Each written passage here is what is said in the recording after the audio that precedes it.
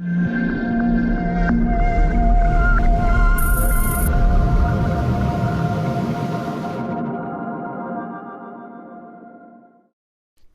Player free. Get it now from digital.net.au. So we're getting near the end of the session. I'd like to open up to questions from the audience. Hello, Michael Schroeder with Microsoft. For me, a formative video was episode 4, formative movie, because I saw it in the theater, episode 4, Star Wars. And I have kids who now love Star Wars, but they've never seen it as I saw it in the cinema. And that goes for everything from Lawrence of Arabia to all of the classics. And those are the kind of things that I would love to be able to share, the experience, the surround, the full breadth of the experience that I got in the theater with my kids, and have people who did not see Gravity in the theaters this year be able to see it in 5 years in a theater. Agreed. In '97, in the re-release of episode 4, the big trailer for it, they showed a TV screen. For the past 20 years, you've only seen Star Wars on this small screen. And then, it made unbelievable box office on that re-release in '97, showing it on the big screen. As we go down, that's going to be very easy to do, given, that a lot of, whether it's through satellite or IP delivery of films, they'll be able to kind of truly, one of the things you're seeing in music is where they're doing kind of pre-selling of venues for acts going to that. I think you'll see that happening in some venues where they'll just sit there and say, can we get 3 nights of sold out to see Lawrence of Arabia? And they can pre-sell it, and then they can deliver the film relatively rapidly if it's been mastered. Right? I agree with you. I think this is something that theaters can take more advantage of. I know the ArcLight in Hollywood started to do some of these things. I myself, big fan of Citizen Kane, never saw it in the theater. Would love to see it. This is a crime so I haven't seen it. When I finally saw it, it was a completely different experience. It's gotta be. It's gotta be. So things like that, things like Lawrence of Arabia, really true 70mm type 65. But Jar Jar Binks in UHD? Yeah, well, how about Howard the Duck? I'm looking forward to that one in Thank you. Yeah, hi. Vince Mata, Cinematographer's Guild. 2 of the best viewing systems that I've ever seen in my life were, Image Maximum, IMAX, and ShowScan. My question is, if there will ever be a combo of the 2.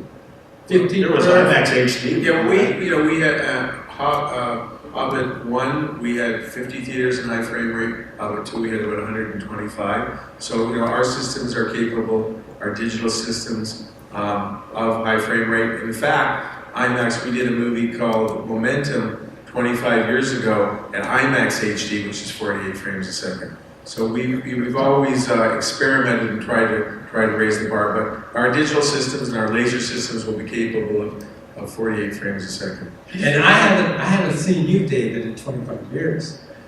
MGM Optical Effects, then Law.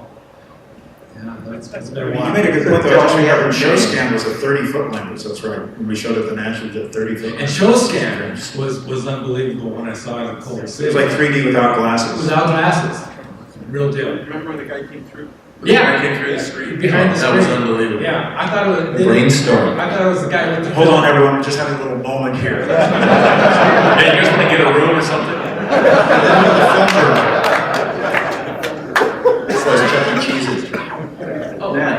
Rob Stubblin, freelance editor, writer, director, whatever. I just wanted to open up by saying that this has been my favorite panel so far. You guys are finally speaking my language, so thank you for coming out. You guys talked about people in the theater being asked, what was the thing that they felt was missing, and you said that it was couples. It was in the 1980s, to be fair. Right, well... Couples were this new thing back then. Well, what I was most interested in was that in how it's related to people still going to theaters today. You guys have been talking about a lot of movies like Gravity and Dark Knight, but one of the most polarizing films that I saw recently was The Hobbit. When that movie came out, midnight premiere, I saw it at Universal City Walk, and there were 2 big groups of people. I was in the regular 3D crowd. People saw it 2D standard, and then people saw it 3D IMAX high frame rate. and I can tell you guys what they felt when they walked out of it. Their theater shut, or their projector malfunctioned, and they had to walk out of the theater halfway through. But pretty much, as I've been reading about people talking about high frame rates and 3D, I've noticed that pretty much across the board, people aren't really accepting it as great as the studios have been wanting them to. And I was wondering, are the studios still doing a lot of those surveys? Are they trying to find out what's working? And So that was NATO, by the way, that did that survey. But just a real 30-second quickie. In the late 1980s, let's not forget that 24p video was becoming established because, big shock to Eastman Kodak, the film look had more to do with the frame rate than it had to do with anything else. Leon Silver was involved with that, was Chris Cook's involved with the 24p video. It had a more film look. So I always thought it was very funny when The Hobbit was showing at 48 frames per second, everyone's shocked that everybody thought it looked like video.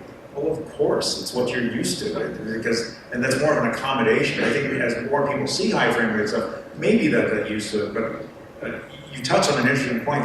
Again, that's why I think Chris's point is so valid. People will be able to make any frame rate they want. Like the artist, I forget, it was like at 20 frames a second, was it 22? Yeah, they intentionally slowed it down a bit because of being a silent movie. But I mean, you got to realize that that's one of the first uses of high frame rate, in the theater, and it's a new tool. And as everybody learns to use this tool, I think you'll find places where it's incredibly useful, whether particularly in certain high motion and certain other kind of uses that will make it, go, thank God it wasn't that high frame rate. And 48 is just the beginning, right? I mean, it really was what was possible then. I mean, if you get up into, we were talking earlier about what is your visual ability to see a frame rate, and I don't know, what's the number you said? Was it? Well, it's hundreds. What you're not touching on too is Dave Stump can speak to this better than I can, but to shoot with a 180-degree shutter, your frame rate must divide into twice the line frequency in order so that the fluorescent lights and things will, so that it won't flicker. So to answer your question from the student side, yes, absolutely. We're playing around with everything we possibly can. But the one thing I think that at least our studio's done a pretty good job with, to a certain extent, is we've looked at, is it helping the story, right? Is this frame rate, this choice, this 3D, this 2D, this identity, is it going to help the story? And I think that's the first question you have to ask. It's not just to do something because you can, but is it going to push the story along? And so I think that's the question we're trying to start with every time. And as a filmmaker yourself, you kind of should, this and you see yourself, what is going to get this story best across the audience that they relate to? Are a lot of studios still going to be paying attention in the future to how audiences are reacting and responding? Well, of course, that's our bread and butter. We have to, right? Otherwise we're out of business. And Disney, more than any other studio, experiments like that, and Howard kind of takes the lead in that arena of doing camera tests and sharing them with the rest of the community. Disney does a great job. And I think we should all applaud Peter Jackson for bringing out Hobbit and experimenting with this. And I think it's a great testament to helping, what does that do to storytelling? And I think one point, the bit depth, that's the color palette. I think there's a thing that we have to continue to experiment. Maybe high frame rate needs more bits, and I think that might take away from some people see it as a little bit of a plastic look, and that's probably bit depth. So we're all learning. Remember that the motion picture business is like 125 years old, and we're into like year 10 or 15 of digital cinema. It's a new way of storytelling, and we're all experimenting. Cool. Thank you very much. First a comment, then my question. 2 years ago, we talked about second screen here. I was worried I was going to get booed off the stage. Actually, the audience said, yeah, it's coming. Tomorrow, Disney's going to talk about it. Rob, like it or not, you're showing your age. Maybe they'll make an iPod, only section and an old folks non-iPod section. But sooner or later, it's going to come. That's a comment. No rebuttal allowed. The question, Michael Cioni this morning kind of put out a challenge. He said there's a horse race. Technology is continuing to advance. And it's interesting hearing you guys debate up here about 2K, 4K, bit depth and everything. Meanwhile, over the internet, we heard this morning, it's happening. So the question is, as Chris Cookson aptly said, storytelling is storytelling. How it gets delivered, the technology approaches are changing. Do you see the internet as a competitive threat to the future of cinema? No more I don't hear anything now, Rob. everything's a competitive threat. The thing is that when you have a good story, you don't have to worry about it. Look how well Avatar did. You know, it was just, what, 5 years ago. The internet existed then as well. You know, cinema had competition from radio, and then it had competition from television and radio. And so, I think if you look at the example of Frozen, it actually helped the movie. Right. So I don't think it's competitive in a certain extent. I think it actually, I mean, you look at that language thing that Leon showed earlier, that has made more people worldwide aware of that movie, and hence it continues to keep going. And I guess, given Chris's definition of cinema being storytelling, I should clarify by theatrical presentation of stories versus going at home with this new technology that gives me better images, surround sound, interactivity, all the things Chris talked about with my own popcorn and all the cup holders and wine. And your teenager coming in late at night interrupting everything, right? We have 2 more questions, and that's all we have time for. If we have that much time, no time? Hello? Yes, my name? This has to be a 30-second question. Okay, then I drop that. The nastiest question I could have asked is, in 10 years from now, will we have at least one woman on stage? But I'm not going to ask that question.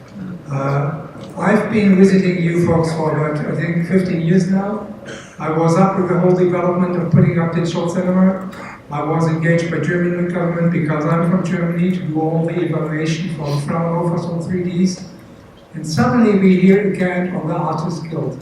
Suddenly we again in the craftsmanship trying to make good cinema.